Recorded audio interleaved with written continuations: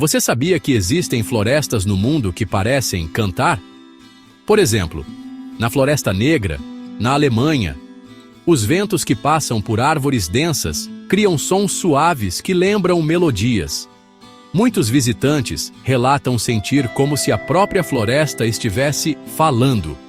Outro exemplo impressionante está na Nova Zelândia, onde algumas árvores produzem sons quase musicais quando expostas ao vento.